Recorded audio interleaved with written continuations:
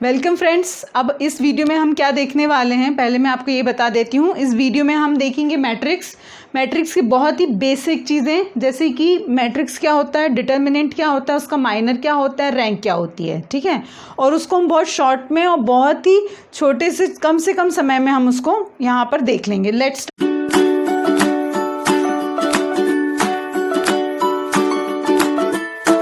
Let's start with the matrix. Seriously, matrix क्या होता है? Actually properly arranged array of numbers and this arrangement is always in the rows and the columns. अगर मैं यहाँ पे लिखूँ 1 3 4 5 6 0 2 3 5, ठीक है। अगर हम यहाँ पे बात करें मैट्रिक्स की, तो मैट्रिक्स में हम बहुत सिंपली बोल सकते हैं कि जो नंबर्स होते हैं वो कैसे एक एरे में अरेंज्ड होते हैं, ठीक है। यहाँ पे आप देखेंगे कि देखो, don't confuse with the A and 5 6 and all, ठीक है ना। यहाँ पर क्या है, A11 A12 A13, इसका क्या मतलब होता है, हम उस एलिमेंट को क्यों लिखते हैं, that I will explain you later. But first of all आप ये देखिए यहाँ पे नंबर्स कौन से, 1 3 4 5 6 0 2 3 5, ठीक है। ये एक हमारे पास जो नंबर्स हैं वो एक एरे में हमने अरेंज किया है। उस एरे में दो टाइप की चीज़ें होती है, एक तो होती है उसकी रो और दूसरा होता है उसका कॉलम, ठीक है ना। तो ये क्या है, this is our first row, this is our second row and this is our third row. Similarly ये आपका फर्स्ट कॉलम है, सेकंड कॉलम है, थर्ड कॉलम है, राइट। किसी भी एलिमेंट को हमेशा उसकी रो और कॉलम से डिफाइन करते हैं। मान लीजिए मैंने लिखा AIJ, तो यहाँ पे हमेशा जो फर्स्ट वाली चीज़ आएगी ना, I, it would be always your row, और जो J होगा it is always your column. तो पहले रो आएगी फिर कॉलम आएगा। If suppose I will write here A33, what does it mean? इसका मतलब रहेगा ये जो A एलिमेंट है वो थर्ड रो के थर्ड कॉलम का एलिमेंट है। मतलब सी यहाँ पे ये जो है आपकी, this is your third row and this is your third column, तो इसलिए ये वाला जो एलिमेंट होगा 5, वो क्या कहलाएगा आपका, A33 कहलाएगा। सिमिलरली अगर मैं लिखूँ A23 और मैं लिखूँ A32, तो इसमें क्या डिफरेंस है, इसमें सेकेंड रो थर्ड कॉलम है, ये आपकी सेकंड रो है, ये आपका थर्ड कॉलम है। मतलब ये जो 0 है वो आपका क्या हो जाएगा, 2 3 हो जाएगा। और A32 क्या होगा, देखिए फ्रेंड्स, डोंट गेट कंफ्यूज्ड, पहले रो आएगी ना, तो यहाँ पर क्या है, रो कौन सी है, third, this is our third row and this is our second column, इसलिए यहाँ पे जो 3 नंबर है वो आपका क्या आ जाएगा, A32 आ जाएगा, ठीक है। आई होप यहाँ तक आपको समझ में आ गया होगा। अब हम आगे बढ़ते हैं। ये हमारा मैट्रिक्स है। मैट्रिक्स में 2-3 चीज़ें बहुत इंपॉर्टेंट होती है, जैसे कि पहले आएगा डिटरमिनेंट। हम सेम मैट्रिक्स को यहाँ पर लिखते हैं। हमारा मैट्रिक्स क्या है, 1 3 4 एंड 5 6 0 एंड 2 3 5। इसका अगर मुझे डिटरमिनेंट निकालना है तो मैं क्या करूँगी, look at here, suppose this is my matrix A। इसका डिटरमिनेंट हमेशा इस तरीके से रिप्रेजेंट किया जाता है। डिटरमिनेंट में हम क्या करते हैं, हमेशा फर्स्ट रो और फर्स्ट कॉलम को, ठीक है, पहले हम फर्स्ट रो और फर्स्ट कॉलम को इनविजिबल कर देंगे, मतलब हम उसको कंसिडर ही नहीं करेंगे कि है, बट उसका जो एलिमेंट है हम सिर्फ उसको लिखेंगे। So I will write over here 1 now in bracket. अब हमने सोच लिया यहाँ पे फर्स्ट रो फर्स्ट कॉलम है ही नहीं, तो बचा हुआ पार्ट क्या कहलाएगा आपका, ये वाला, करेक्ट। तो यहाँ पे क्या हो जाएगा, अब ये जो बचे हुए पार्ट में हम मल्टीप्लाई करेंगे 6 × 5 एंड 3 × 0 का, तो 6 5 30 माइनस 3 × 0 इज 0। ये इतना आ गया, okay. Next would be your minus sign will come. अब जब माइनस साइन आ ही गया है तो अब हम क्या करेंगे, हम इस 1 एलिमेंट वाली चीज़ छोड़ देंगे। अब हम second column and first row लेंगे, ठीक है। मतलब सेकंड कॉलम और फर्स्ट रो को हम क्या सोचेंगे, ये एग्जिस्ट ही नहीं करता है, बट उसके एलिमेंट को हम यहाँ पर लिखेंगे, ठीक है। तो जब हम सेकंड अपने एलिमेंट के लिए इसको सॉल्व कर रहे हैं, तो हमने क्या किया, जो हमारी फर्स्ट रो है वो तो हमेशा ही हिडन होगी, फर्स्ट रो, और अब सेकंड कॉलम को हटा दिया। तो बचे हुए एलिमेंट्स कौन से होंगे, आप यहाँ पे एरोज के थ्रू देख सकते हैं। First of all we will write 5 × 5 is 25 and अब यहाँ पर क्या है कि चूंकि फर्स्ट रो नहीं है तो यहाँ पर इधर जाएगा, ignore this one, and minus 2 into 0, that means 0. Okay, now the second one would be row first and the last column, मतलब आपका नंबर 4 यहाँ पर आएगा, करेक्ट. और अब जो हमारा मल्टीप्लिकेशन फैक्टर है, मल्टीप्लिकेशन किस किस का होगा यहाँ पर, देखिए ये चीज़ तो हट गई है, ये भी हट गई है, तो बचा क्या, 5 into 3 एंड 2 into 6. तो वही हम लिख देंगे यहाँ पे 5 3 ज़ा 15 माइनस 6 2 ज़ा 12.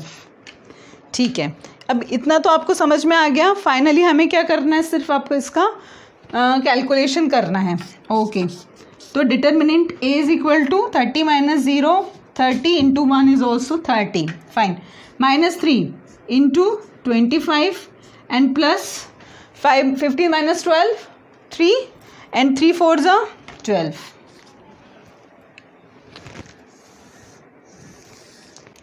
Okay, after solving this equation, जब इसको हम जनरली मतलब नॉर्मली सॉल्व करते हैं तो हमारे पास क्या आया, -33 आया. तो -33 क्या होगा, इस मैट्रिक्स का डिटर्मिनेंट होगा. तो आपको यहाँ तक समझ में आ गया कि हम मैट्रिक्स क्या होता है, उसके एलिमेंट को हम कैसे डिफाइन करते हैं, रो कब आती, कॉलम क्या आता है और डिटर्मिनेंट क्या होता है. ठीक है, after that we will come to the next point and this is very important which is called minor. Okay, अगर हम माइनर का शाब्दिक अर्थ बोले, शाब्दिक अर्थ का मतलब होता है उस वर्ड का meaning. What is the meaning of minor, छोटा. किसी भी चीज़ का स्मॉल, माइनर जो वर्ड होता है उसका मतलब ये होता है किसी भी चीज़ को आप छोटा कैसे करते हैं. If I said what is the minor of this matrix, तो फ्रेंड्स हम एग्जाम्पल वही लेके चलते हैं, हम इसका माइनर कैसे निकालेंगे. करेक्ट. तो एक चीज़ जो मैं आपको बताना भूल गई हूँ कि ये जो मैट्रिक्स है वो क्या है, 3x3 का मैट्रिक्स कहलाता है. ये आप अक्सर बुक्स में देखेंगे या आप एजुकेशनल वीडियोस देखेंगे या आप अपने टीचर्स भी सुनेंगे, तो generally they use to ask कि आपका कितने क्रॉस कितने का मैट्रिक्स बन रहा है. तो जितनी नंबर ऑफ रोज और जितने नंबर ऑफ कॉलम है उसको हम क्रॉस में लिख लेते हैं. जैसे आप यहाँ पे देख सकते हैं कि यहाँ पे 3 रो हैं 3 कॉलम है, that is why it is called 3x3 matrix. Correct. तो 3x3 मैट्रिक्स का अगर हमको माइनर निकालना है तो हम क्या करेंगे, just look at here, generally minor represented by MIJ. Okay, again यहाँ पे वही कॉन्सेप्ट है, I मतलब रो, J मतलब कॉलम. ठीक है ना. तो अगर मैं बोलूँ, मान लीजिए यहाँ पे आपको M11 निकालना है, ठीक है, तो उसमें हम क्या करेंगे, जो हमने डिटर्मिनेंट के लिए किया था, द सेम प्रोसेस ऑलमोस्ट, हमने फर्स्ट रो और फर्स्ट कॉलम को क्या कर दिया, हटा दिया. तो जो हमारा रिमेनिंग पार्ट बचेगा वो आपका क्या कहलाएगा, सिंपली माइनर कहलाएगा. तो इसका माइनर क्या हो जाएगा आपका, M11 would be equal to 6035. ठीक है ना. तो इस तरीके से आप इसके और भी माइनर फाइंड आउट कर सकते हैं. अब माइनर के बाद हम क्या निकालेंगे, rank. Our next point would be rank and the rank is very very important. Generally जो आप क्वेश्चंस सॉल्व करना शुरू करेंगे ना, वो यही क्वेश्चन आते हैं, डिफाइन रैंक और find the rank of this question और this numerical problem. So rank is very very important, लेकिन रैंक समझने के लिए माइनर समझना भी इक्वली इंपॉर्टेंट है. ठीक है, पॉइंट इज रैंक. अभी तक हम लोगों ने डिटरमिनेंट, माइनर वगैरह देख लिया है, अब हम रैंक की बात करते हैं. तो इसके पहले कि मैं रैंक का कॉन्सेप्ट आपको समझाऊँ, मैं आपको ये चीज़ बता देती हूँ कि कई साल तक कई क्वेश्चन पेपर्स में ये चीज़ आई है जस्ट फॉर 2 मार्क्स की डिफाइन द रैंक. ठीक है ना. और उसके बाद क्या आता है कि एक मैट्रिक्स दिया रहता है, उसकी रैंक आपको फाइंड आउट करनी है. तो for the purpose of writing only मैंने यहाँ पे एक छोटी सी डेफिनेशन लिख के दी हुई है.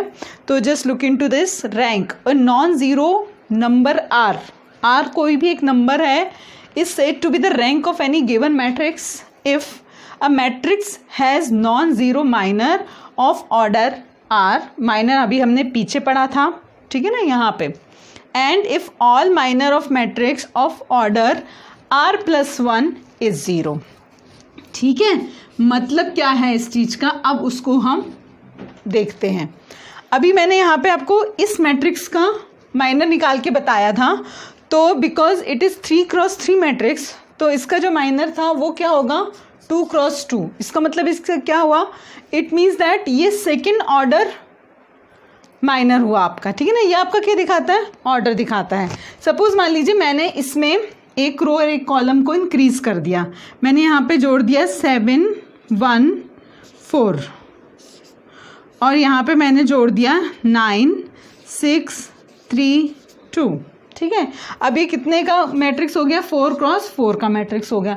तो जब हम मैट्रिक्स को सॉल्व करते हैं तो हम क्या करते हैं कि और स्पेशली जब हमें उसकी रैंक निकालनी होती है तो हम क्या करते हैं, यहाँ पे बहुत सारे इसके अर्थमेटिक ऑपरेशंस करते हैं। मतलब एक रो को दूसरी रो में माइनस किया, एक कॉलम को दूसरे कॉलम में माइनस किया, और तब तक करते जाते हैं जब तक कि उसकी नॉन ज़ीरो वैल्यू नहीं आ जाती। जब हम क्वेश्चन सॉल्व करेंगे तो बहुत अच्छे से क्लियर हो जाएगा। ठीक है, तो जब आपकी मिनिमम वैल्यू आती है और वो जो मिनिमम वैल्यू है वो आपकी क्या होती है? नॉन ज़ीरो वैल्यू होती है।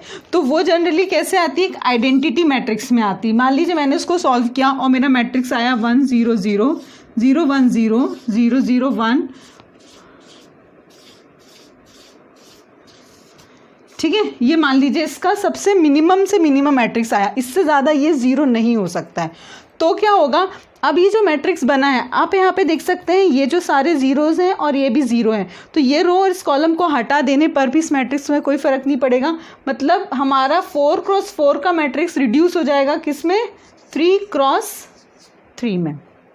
ठीक है, तो ये जो मैट्रिक्स बना है हमारा, फर्स्ट ऑफ ऑल ये माइनर मैट्रिक्स है हमारे ओरिजिनल मैट्रिक्स का। सेकेंड थिंग, ये 3 क्रॉस 3 का है, मतलब थर्ड ऑर्डर मैट्रिक्स है। इसका मतलब ये हुआ कि इस मैट्रिक्स की जो रैंक है वो क्या होगी? 3 होगी। तो जनरली उसको रो ऑफ ए ऐसे रिप्रेजेंट करते हैं। तो हमारे करेंट क्वेश्चन के लिए वो कितनी हो गई? 3 होगी। तो इससे हमारा फर्स्ट वाला जो कंडीशन है वो फुलफिल हो गई है। द कंडीशन वॉज कि नॉन ज़ीरो जो हमारा माइनर है ना, उसका जो भी ऑर्डर आएगा वो हमारा क्या हो जाएगा? रैंक हो जाएगा। Simple, very simple. Second thing, if all minor of matrix of order r+1 is 0। देखा कि हमारा ये जो 4 क्रॉस 4 का मैट्रिक्स था उसकी रैंक कितनी आई है? 3 आई है, क्योंकि उसका एक रो और एक कॉलम पूरी तरीके से 0 हो गया है। तो rank is very simple. Friends, आज का वीडियो हम यहीं पर बंद कर रहे हैं, लेकिन हमारा जो नेक्स्ट वीडियो होगा उसमें हम प्रॉपर क्वेश्चन लेंगे और उसकी रैंक निकाल के देखेंगे with the normal method. Normal method से कैसे निकालते हैं उसको पता करने के लिए हमारा नेक्स्ट वीडियो आप ज़रूर देखिए और बिना भूले देखिए। Have a nice day.